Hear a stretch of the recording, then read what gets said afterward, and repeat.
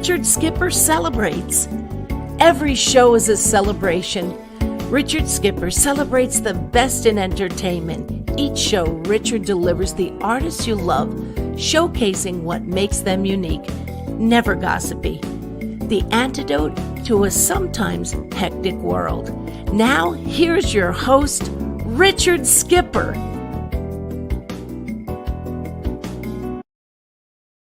Happy Tuesday, everyone, and welcome to the latest edition of Richard Skipper Celebrates. For those of you who are here for the first time, welcome.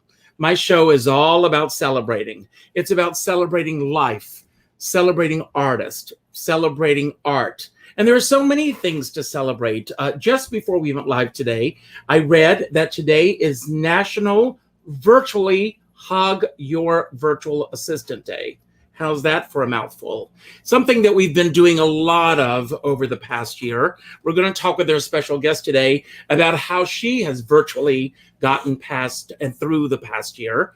It is also National Kissing Day. So I blow a kiss to everyone that's out there watching. It is National Fried Chicken Day. And I'm a Southern boy and I love fried chicken. It is also National Take Your Webmaster to Lunch today. And since my webmaster is not here today, I'm going to send him a copy of Joanie Pallatto's new CD, which we're going to be talking about today. And today is also National Joanie Pallatto Day. So how are you? Wow. They didn't tell me. Well, I'm telling you now. How are you today? I'm good. You know, it's so hot in Chicago, but I'm okay because I'm inside air conditioning. So it's all good. Well, let me ask you, what are you celebrating today? You know, I'm celebrating the fact that, well, I've got my CD release party coming up soon of my new CD that you have that we'll be talking about more. I'm celebrating the fact that my wonderful husband is here with me, Sparrow, and he helps me with all the tech stuff, and he just helps me with everything in my life. So I'm celebrating him. He's a good guy. So, Joanie, I have to ask you, how did a songbird like you find a sparrow? You know what? That's a good question. I think I found him up in a tree. Really? No. But it makes a great story. I've been looking over your resume and the work that you've done, and you've worked with some of the most incredible people in the business. You are a songwriter yourself. You create your own music. You are releasing this new CD, or just released it. You've got a CD release party coming up. And I want to ask you, how did the past year impact you as far as, first of all, getting your product out there, and also in terms of the creativity process? Well, I think it was a challenge for everyone, whether you're an artist or not, right?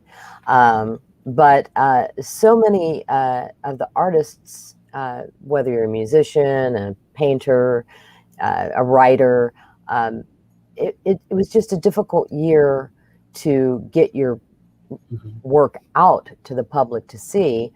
But on the other hand, it was a good time to sort of get inside of yourself, to make that creation, to create the music, to think about what you wanted to write about. And as a matter of fact, right at the beginning of the pandemic last year around, well, March, I would say, for me, for this song, I wrote a new song about how I felt at that time, about how everything was shutting down and we couldn't be close to each other.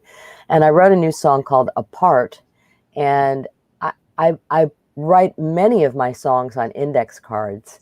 I'll show you, like, I've got an index card here with some notes on it. So I had the whole song on the card, and a year later, this year, a month ago, I came back to it and I said, that's a good song.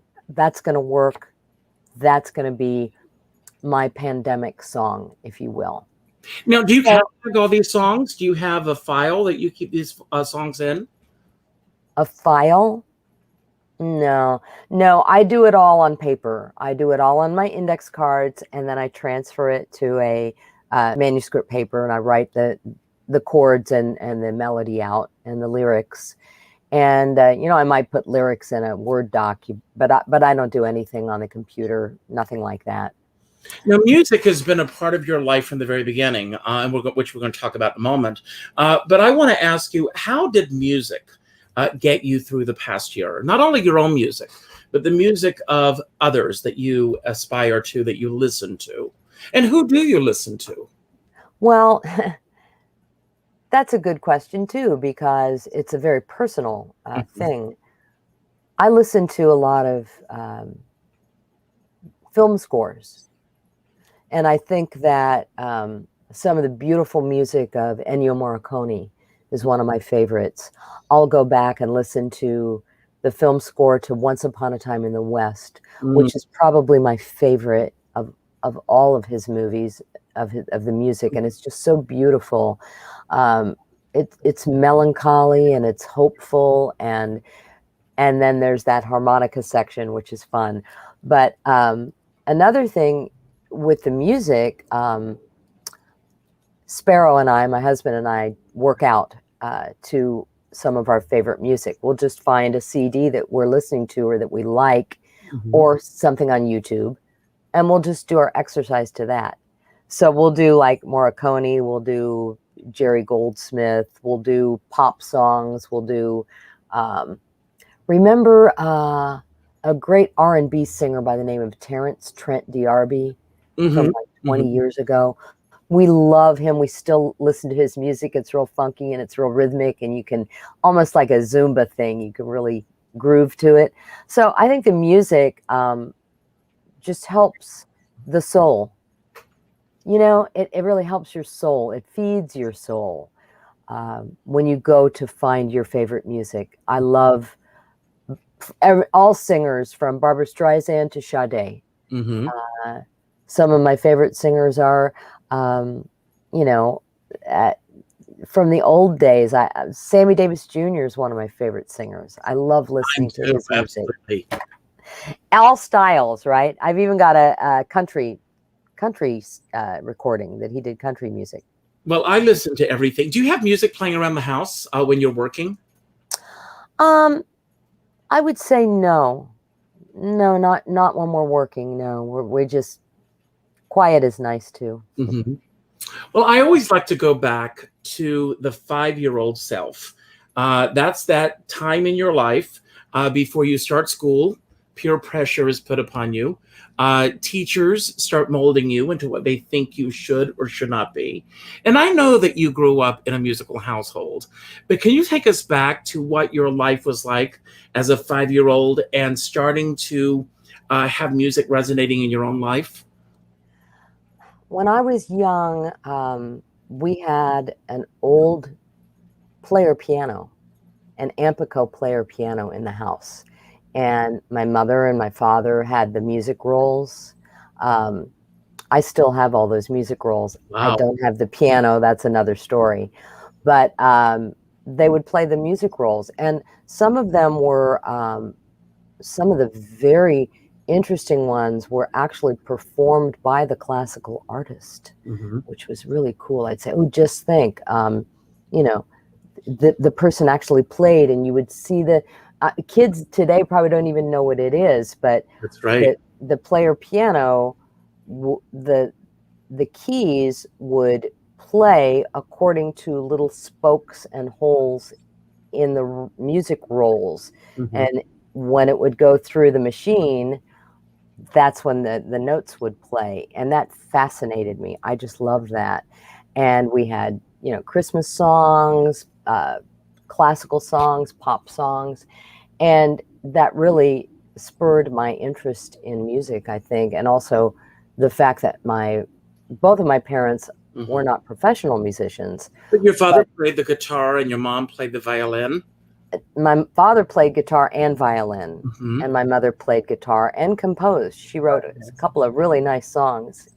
My father played the violin in World War I. Wow. I know. My dad was born in 1894. He's been long gone, of course. But he would tell stories of how him and his buddy, Sam Messina, Sam would play the guitar, he would play the violin, and that got them out of fighting on the front lines, because all of the officers and they would have them play their parties, so they didn't have to go in the trenches. Music will get you ahead. It'll get you through just about anything. And who were the teachers that started to mold you? I know that you picked up the violin yourself, if I'm not mistaken, and you played that for a while. But when you were growing up, did you ever aspire to do anything else outside of music? When I was in school, I was just a kid. You know, I didn't really think about what I wanted to be when I grew up. Music was always in my house. I took piano lessons at a young age. Violin, I didn't like holding it up. I got tired of holding the violin up. So that was only in 4th grade. When I got into junior high school, I'd been singing all along in the choir, school choir. And they always had me singing soprano, which I'm not a soprano. So I auditioned for a special ensemble, and there were no soprano positions available. So I said, can I try out as an alto? That's when I discovered I could sing, because I didn't know, because of the range of the soprano, I couldn't find my voice. So when I started singing alto, all the Karen Carpenter songs, and we would do all the pop songs and the theater songs. And all of a sudden I said, this is it. And from that moment on, that was my life. I knew then and there that I wanted to sing, and nothing was going to stop me. And it didn't stop me. And I also read, you also at a very young age, you're still very young, but you started out with the Glenn Miller Orchestra? Yeah. In college, I was just about to graduate from college, and I was studying voice and theater, and then I went into music education, but I was still taking all the music classes at the Conservatory of Music in Cincinnati, Ohio, the University of Cincinnati. One of the jazz teachers there said, I have an opportunity to introduce you to the leader of the Glenn Miller Orchestra. If you're interested, I'll send him a tape. We had cassettes back then, remember? So of course I do. I had my demo on the cassette, and we sent it along, and he wanted me to come on board. So I sang with the Glenn Miller Orchestra, which was a wonderful experience. To hear those songs with a big band, singing in some of the big ballrooms, and a lot of private parties too. But also we would sing with the group, the leader and some of the other male members. They were all men then. They didn't have any women in the orchestra. I want to talk about that for a moment. Yeah, times, but we would sing Don't Sit Under the Apple Tree, and, all the old Glenn Miller songs. And that lasted, for me, about 3 months. Well, I want to back up for a moment. Yeah. When you went to your parents and you told them that this is something that you wanted to do, were you on the road with them, or were you performing locally? What was the atmosphere that you were in at that time? I was in college. I had left home. So I was in college, and I told them, and my mother was always very supportive. My father, was growing old, And he didn't have any fight left in him, I don't think. So he said, whatever, I know she's a good girl. So, yeah. And were your parents able to see you as a professional? They were able to see me with Glenn Miller Band. They stopped in Dayton, Ohio. I was born in Xenia, Ohio, Xenia, near Dayton. And so they were able to see me perform in that group. My mother saw me perform in Cincinnati a couple of times. I think my college recital and maybe a club here in Chicago. She heard me in Chicago. In fact, yeah, she visited Chicago and heard me perform with Sparrow. So that's amazing. And you said you were only with them for 3 months. What was the experience like being on the road, being, I'm assuming, the only woman in the group? Yeah. What that experience was like for you at that time, and what was the deciding factor when you knew that it was time for you to move on? Yeah, it was hard because it wasn't so much that I was the only woman. I was mad because I got $25 extra a week, but I had to pay for my own hotel room. That's not going to cover it, right? So I didn't think that was fair, but I was treated very well the whole time. I just got bored with the material. I had maybe, I don't know, 10, 12 songs, charts that I would sing as the female vocalist. And I asked one day, I said, well, are there going to be any new songs? Are we going to work out any new charts? And the answer was no. And I thought, well, if that's it for the rest of my days with the Glenn Miller Orchestra, that's not much of a challenge musically. So that was the main reason I decided to part ways. And was it an easy break for you, or was it a very difficult time for you? And once you got through that, what were the next steps in your career? It wasn't hard at all. I made the decision. They weren't real happy about it. But, I checked in with my mentor that got me the job in Cincinnati, and he said, Joanie, you have to be happy. That's the main thing. You have to feel comfortable and be happy with your decision. I said, great. So when I went back to Cincinnati, a lot of doors opened because that's when I started singing jingles. Mm-hmm. I started singing radio and TV commercials. I went back, I started singing more in clubs. I had like one class left to get my degree. I finished that class. I picked geology. I thought it would be easy. It wasn't easy. It was really hard. But I think I passed with unflying colors, but I passed. So then I started doing club work and radio and TV commercial work. And that really, really, really helped in so many ways. I want to talk about mapping out a career. When you were starting out after the Glenn Miller Orchestra, doing the jingles and all the other jobs that you were doing at that time, were you very ambitious in terms of your pursuits? Or were you lucky? Obviously, the talent is there. We're getting a little bit of a feedback there, so I don't know what happened. Yeah, but were you very ambitious in terms of pursuing your career, or were you lucky with the people that you were meeting and the connections you were making? Well, I think a little of both. I mean, I definitely had to pursue opportunities to work in clubs, finding the right musicians to work with.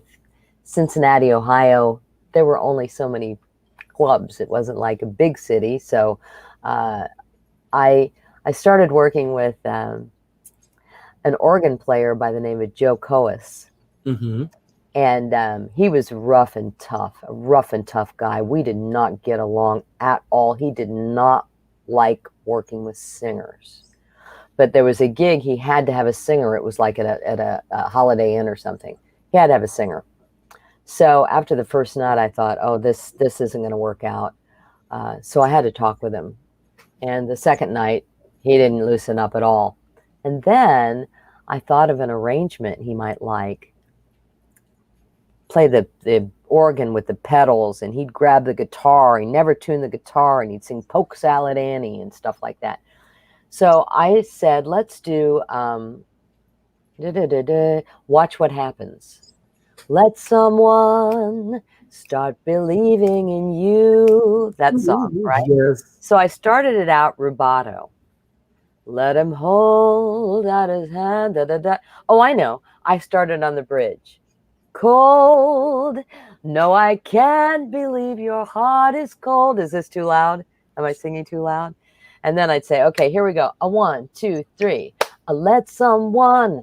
Ba, ba, ba, da, ba, da, da. He thought that was the coolest thing, that we went from this rubato instant arrangement and we swung it out.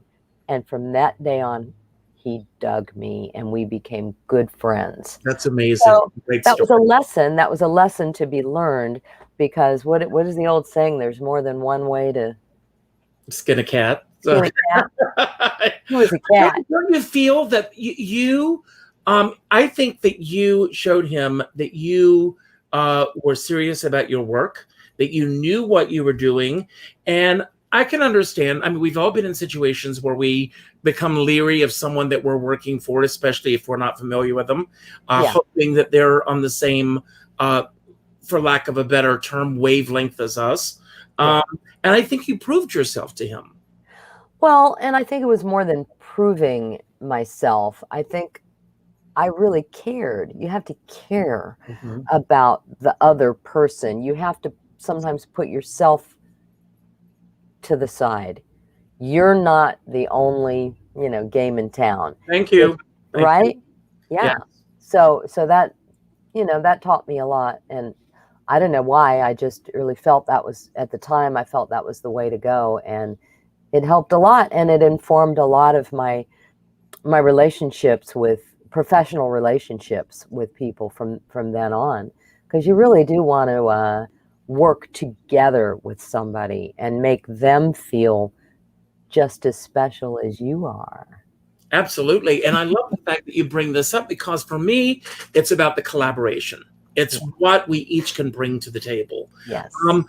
I want you to talk for a moment about the collaboration process in the work that you do, because being a songwriter is a very, for the most part, solitary experience.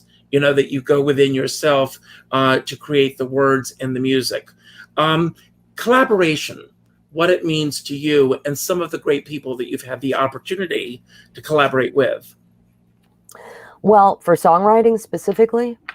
In any aspect of the business. Yeah, okay. Well, collaboration with other musicians, again, it's some of the same things we were talking about, making them feel they're important too. So, if you're singing with a band, you're the front singer. So the front singer is supposed to be like the star, or the focal point. And that may be true, but you want to give everyone else in the ensemble an opportunity to showcase their strengths, give them a solo, feature them, announce them. Everybody's okay. You wouldn't have the sound that you're projecting, whether it's on a recording or on a gig, without the other musicians backing you up. So that's a collaboration in and of itself. Collaborating on writing music, I haven't done it often with that many people. I do it with my husband. Sparrow and I have written together since we met each other 38 years ago, 40 years ago. And that's a challenging thing. You have to really trust someone when you're sharing that writing. You have to believe in the other person. You have to trust that they're leading you in the right direction. And I can do that with Sparrow, a few other people. When I'm working with Farid Haque, the wonderful guitarist that's on my record, we don't so much as write music together. We're starting to a little bit now with some of these new songs, but arrangement wise, I trust him. And if he says, these chords are going to lead us through this solo section and transform the song. And I'm like, okay, let's try that. Let's try it. So you have to, you know, all the things we know in life, you have to be open-minded, and you have to be generous, I think, to share this with someone. Don't you think? Absolutely. Well, yeah. And I already, you know, I know that the question that I'm about to ask you is a silly question, but you've sung with big bands, you've sung with, you know, combos, trios. Do you have a preference to singing in a very intimate situation or a bigger situation? My preference is to sing in the recording studio. That's where I feel the most comfortable. That's where I've had the most experience, I guess. I am in control. I'm on the mic. I've got my headphones. The sound is exactly what I need to hear. So oftentimes when you're singing live, you don't have the control of that. That's true. You know, and it can be a little disconcerting, you know, when you're not hearing things properly and then monitor what you want to hear. So you have to just look beyond that and just sing out Louise, right? Well, interesting. Barbara Streisand says the same thing. Out of everything she's done, she says, being in the studio, it's sacred territory for me. Yeah. That's where she prefers to be. And I also read that she doesn't really sing around the house. Mm-hmm. They were interviewing her, I think, a New York Times magazine last year, whenever it was. She doesn't sing in the shower. She doesn't sing around the house. I don't. I figure if it's good enough for her, it's good enough for Barbara, it's good enough for me. And I'm sure she's saying, if it's good enough for Joanie, it's good enough for me. So when did you discover that you had the gift of songwriting?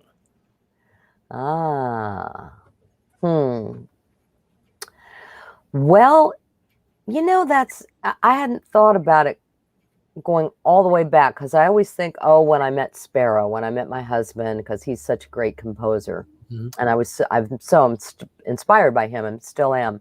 But when I was singing radio and TV commercials and doing jingle work, back then we had a studio where, you know, people, we had clients. Mm-hmm. And I had a lot of singers as clients, and they wanted to sing jingles. And they came to me and said, how do I get started?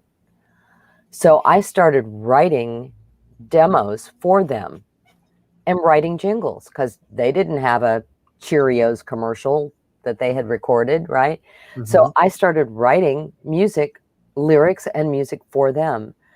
And that's really where I started writing, were these little jingle ditties that I was used to singing.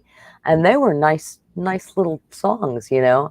I used to get called from producers back then, and they'd say, oh, I got a call one day, and he said, well, can you send me one of those singers you work with? He said, I need somebody that can speak in rhythm. It's really a voiceover, but they have to be a musician and sound very young.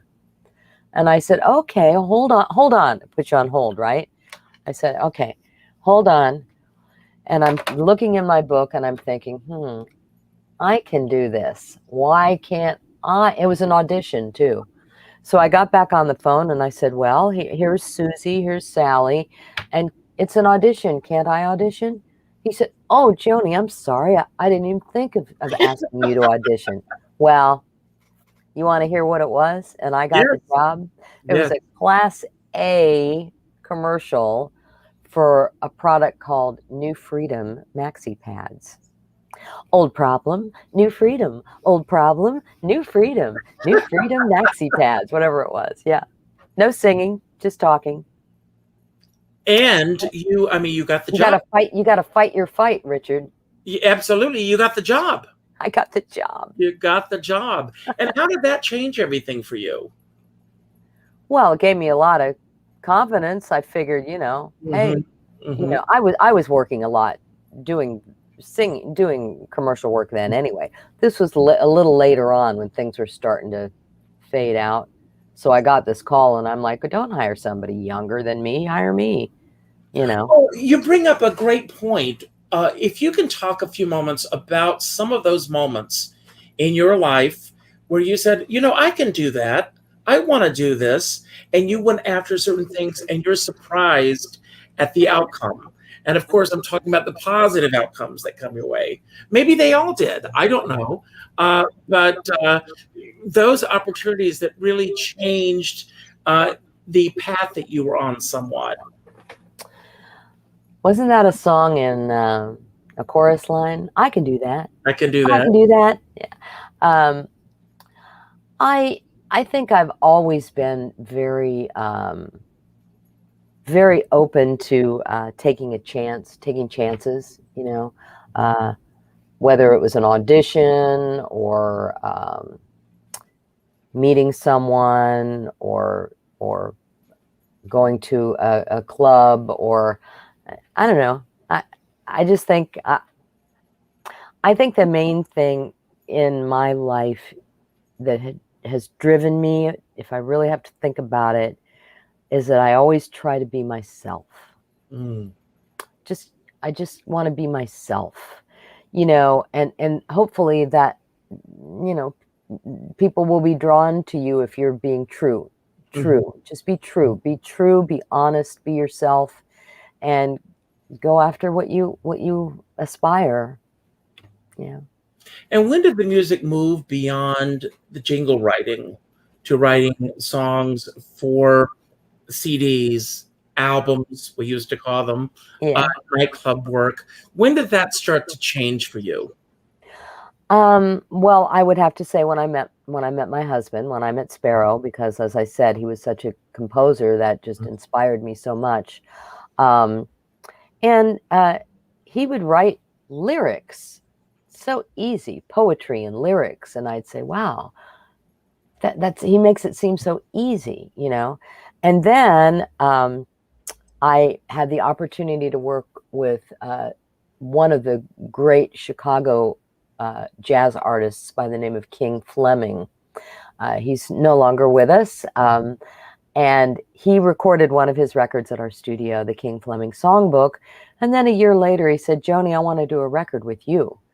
And I said, what do you mean? He said, I want to do a record with you singing my songs and you write all the lyrics. And I didn't even know I could really do that. I hadn't really even thought about it.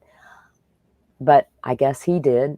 And I did. And that gave me a lot of confidence. And then I started. Was that the first opportunity that you had to sing one of your own compositions? Other than the music I did with Sparrow, I would say, yeah. And, I would write a little bit. I have 10 or 12 CDs out that I've released. And each one I might have a song here or there, but I never really got serious about finding my voice as a composer.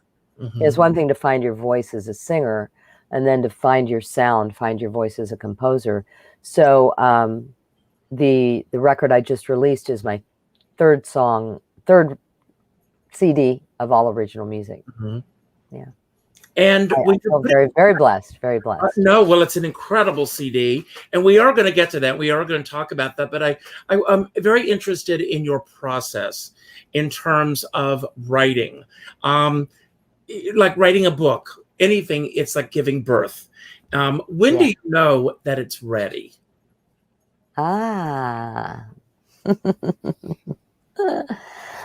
Well, when all the pieces of the puzzle,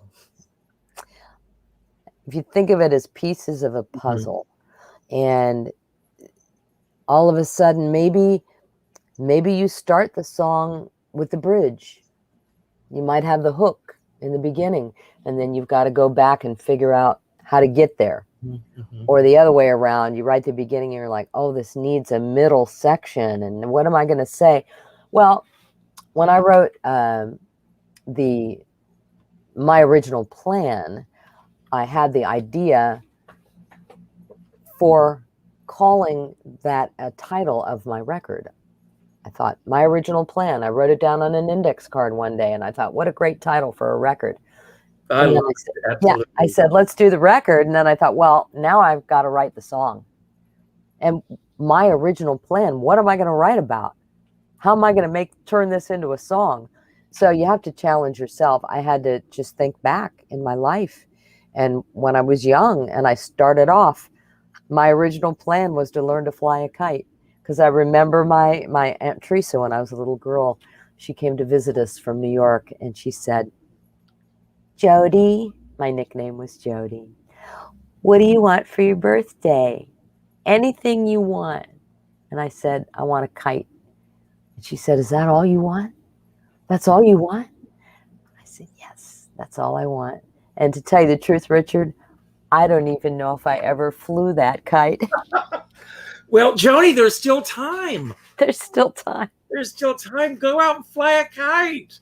Go fly a kite.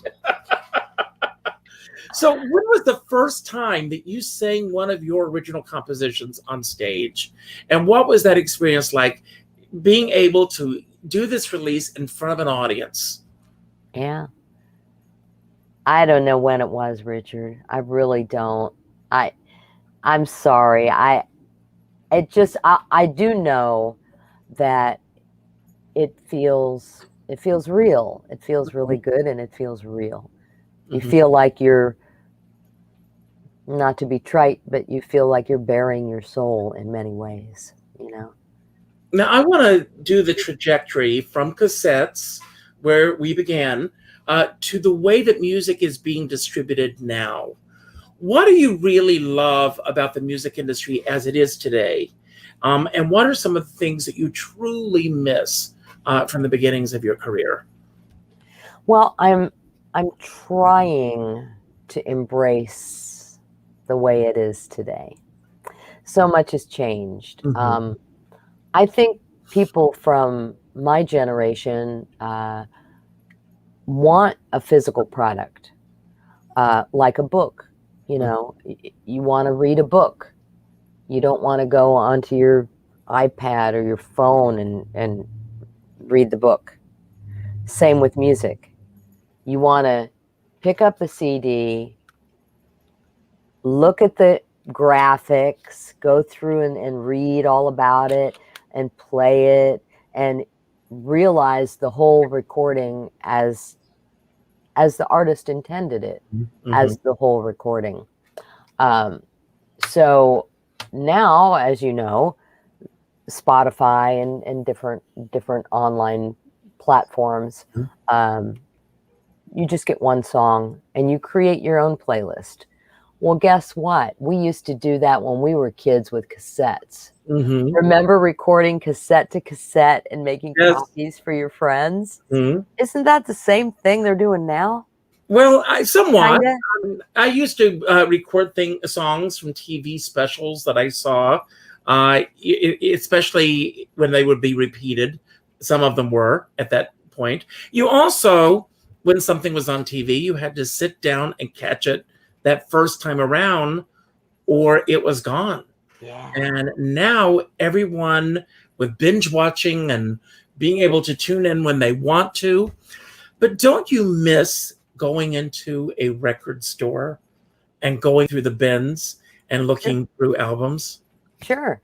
There are few and far between. There some still exist, but few and far between. You know, we just lost a great Chicago man, Bob Kester, who had the Jazz Record Mart here for years and films, and he poured his whole life into it. And his record store was where everybody went to, the Jazz Record Mart. And you know, it's sad to know that he's gone, to know that those brick and mortar stores don't exist much anymore. There are a few left, though. Now, My Original Plan, your latest CD, you had the title, and then the song came along. Yeah. With these songs that you selected for this CD, were these songs that were already written, or were these songs that you, once you started putting this together, it started to formulate an idea and a through line? Because I there's see. a through line. Yeah, most of the songs were new songs written for the record. Mm-hmm. Some were older songs. I'm looking at the record now to think about that. But actually, a lot of them were new. There's a song called The Confessional that is new. I finished it. I had not finished that song, but I started working on it, I don't know, 5 or 6, 7 years ago. It kept running through my mind. The hook, "Where is the angel of forgiveness," kept running through my mind, and I had never finished the song. So things like that were happening to me once I started this record. Many of the songs are new. Some are old. It's a mix. It's a mix. But I did have the opportunity to really think about what type of music, what kind of music I wanted to include. And for me, I always enjoyed going back to grade school, high school, at our age, my age, everything on the radio, it was all different genres. You would hear Julie Andrews, who was one of my first inspirations of singing, Julie Andrews, and then you'd hear Elton John, and you'd hear Sly and the Family Stone, and then you'd hear Motown and Dionne Warwick and Burt Bacharach and Joni Mitchell, and yeah, it was incredibly uplifting and inspiring to hear all that music and all those different styles. And you were exposed to it. For me, and this is my own personal opinion, everyone, I believe the greatest disservice to the music industry was MTV. Because when MTV came along, it said, we're going to play this kind of music and this kind of music only. And entire generations grew up listening to one type of music. I was watching a special last week, and they were interviewing David Bowie. And this was early on in the beginning. And he said, why aren't you playing black singers? And some people may not realize this, but when MTV began, there were no black singers. And the producer made a faux pas. You'll have to go and watch it. I don't want to go there. About why there were no black singers on that network. And after he said what he said, and the backlash that came from that, they changed and started Michael Jackson with Thriller, was the first black singer that came along. But you and I were very, very fortunate that we were exposed to that. And with that in mind, you've got a wonderful publicist, Ralph Lampkin. Thank you, Ralph, for bringing us together today. Beyond Ralph, what are your main methods of getting your music out beyond your own circle? That's a hard one. It's such a challenge. It's such a challenge, and it's so difficult to not be famous. I mean, I feel lucky on many levels. I have some people know who I am. I have a certain amount of I don't even know the words, Richard, but following, fans, friends, family, fellow artists. Absolutely. And I have put a lot of records out, and I think those are the recordings I've done. That's your legacy. Again, it's like a book. I've got all my records that I've done. No one can ever take that away from me. It's something I've recorded, I've produced, I've manufactured, and it's there. It's just a matter of getting people to find it. Well, one thing that is certain is that there's constant change in today's world as far as social media, getting your product out and everything. Has it gotten harder or has it gotten easier? I think that the social media helps. It helps spread the word a lot. But then you're thinking about it and you're like, I hate to say it again, but when you're not really famous, how many people are really paying attention to your social media? You know what I mean?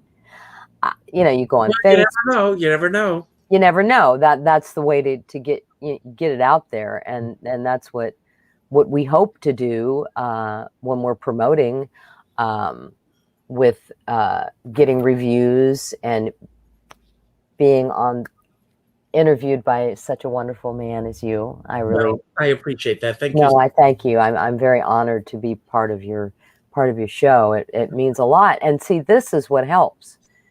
Having your show to promote famous people and people that are not as famous, like me. You're famous in my eyes. So. I'm somewhere. I'm in the middle somewhere. I'm getting there.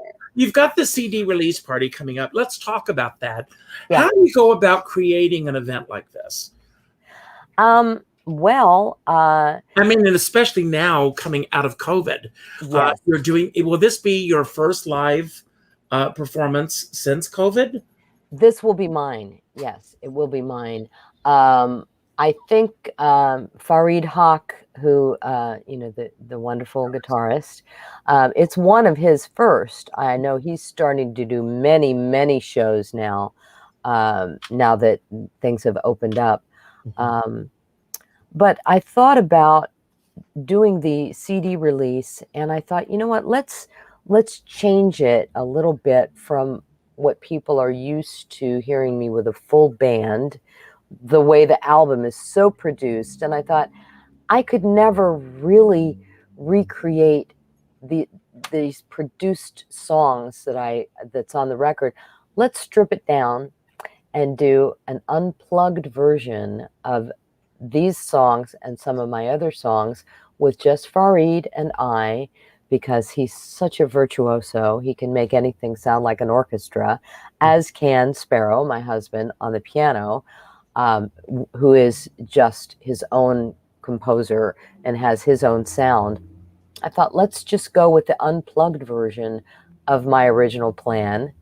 And then I invited my friend Tania Daley, who's a wonderful dancer, and she's danced with Sparrow and I at many of our live shows. And just having that other element of performance, I think, really sparks an interest in people. It makes it interesting and fun. It makes it fun, and I can't wait. I can't wait. No, so everyone has to come to Chicago to see this, or will you be streaming live with this event as well?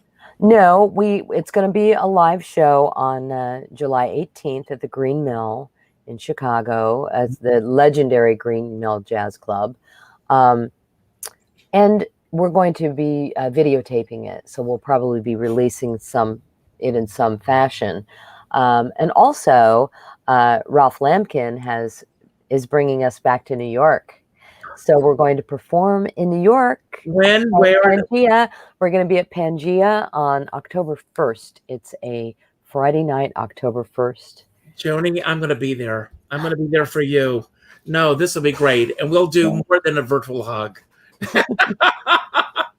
Oh my God, this is great. And Ralph, I will help get the word out here in New York as well. This is great. I'm thrilled that you're coming. Have you performed in New York many times? When was the last time that you had an opportunity to perform in New York? The last time we were there was, I guess, we were supposed to be there last year. We know what happened then. And last September, as a matter of fact. I guess it was the year before, maybe 2 or 3 years ago. We've been at Pangea twice. We've been at the Iridium and at Birdland. Mostly Birdland. we stop into Jim Caruso's Right. Monday night show. Yeah. Which I'm hoping to do that again this year. So what night of the week is that you're going to be? It's Friday, October 1st. Okay. And it's this will be backward. This will be backwards, won't it? Is this backwards? No, it's not backwards. No, on StreamYard, things are not backwards. Oh, okay. Great. So this is the Friday, October 1st at Pangea. And it'll be the same group, Farid Haque, Sparrow, and Tania, and I. And then this is the Green Mill side on Sunday, July 18th. So, Ralph, if you can get both of those, I know that Ralph sent me the press release for Green Mill, but get me the Pangea information, and that will be in the body of this promotion. So anyone who sees this will be able to be there. October 1st, I'm going to be there. I'm so excited. Excellent. Now, I'm going to play a little game with you. I have some questions that are generic questions. Some are sent to me, some that I find in my readings and everything. And it's just to get a sense of you beyond the subjects that we talked about today. And the first question that I want to ask you is, what is the worst thing about getting through this past year beyond the obvious that we've all gone through for you personally? Well, my very best friend from the first grade, Joyce, lives in Ohio, and she's had some health challenges, but she's doing fine. I'm glad to hear that. Very, very well. Nothing with COVID, but it's just been so hard for her to not see anyone. She couldn't see her daughter, her grandson, me, her best friend. I think that's been difficult for everyone. But thankfully, I didn't lose anyone to COVID, so I'm very thankful for that. God for that. Yeah. And what was the best thing for you about the past year and a half? Well, the best thing for me personally was having all the time in the world to finish my record. There was no pressure, no stress, no time constraint. So I could work on all my vocals. I ended up singing all the background vocals myself, which I didn't know I was going to do when we first started it out. And also, I had the opportunity to learn a lot about technology, more than I really wanted to know. But we all have. Oh, that's great. Yeah. What is the most useful job that you've ever had outside of your performing? The most useful job would be, I would have to say, teaching. Okay. Yeah. And what aspect of your career are you the weakest at? What am I weak at? I don't know. Okay. I guess practicing. I don't practice. Okay. And what one person most affected the choices that you've made in your career? My mom. Okay. That's an easy one. She was always my biggest supporter. She had no problem with me leaving Ohio, my little town in Ohio, moving to Cincinnati, going to college, moving to Chicago. She was rooting for me. Yeah. God bless her. And what was your mom's name? So let's applaud her. Please. What was your mom's name? Charlotte. So Charlotte, thank you. Yeah. And what is the strongest contribution that you feel that you've made to the industry that you're a part of? Oh, well, with our studio and our record label, Southport Records, we worked with so many artists, mostly Chicago artists, to, I would say, to help help them realize their dreams, and that was rewarding for me and for Sparrow and for them as well. So just really, really working with those artists and helping them get their music out there and their art. That's great. Great artists. I mean, great artists like Von Freeman, George Freeman. George is 94 years old now. He plays a mean guitar, and he's working on a new record. And I want to ask you, with all that you've done in your career, what is the one performance that if you could live that moment again, that you would love to go back and do it all over again? Oh, wow. Well, we went to San Francisco and performed at the Asian American Jazz Festival. This has to be 20 years ago. But Von Freeman, the great tenor saxophonist, we had just recorded a record with him called Fire with Von Freeman. And it was with Sparrow, with Tatsuo Aoki, Michael Rayner on the drums. And Von never liked to travel. I mean, it was like pulling teeth to get him to travel. Sparrow asked him to come for the gig. It was a jazz fest. We just did the record, and he agreed to go. Sparrow said, "Joanie, you got to give him the old one too. You got to beg him." And I said, "Von, please, we just did the record. You have to come." He did, and I'm telling you, that performance, we have it on tape. We'll probably, hopefully, release it someday. Now that you mentioned it, we should. You should. That's great. Well, Joanie, I want to thank you for being here today. Don't go away right now. I want to thank everybody who tuned in today. If you enjoyed today's show, and I hope you did, first of all, I want to say I don't take for granted that you could have been anywhere else for the past hour. So the fact that you decided to spend it with us means a lot to me, and I'm sure I can speak for Jody when I say that. Without all of you, none of this matters. So thank you for being there. If it is your first time here, I hope that you will subscribe to Richard Skipper Celebrates on YouTube.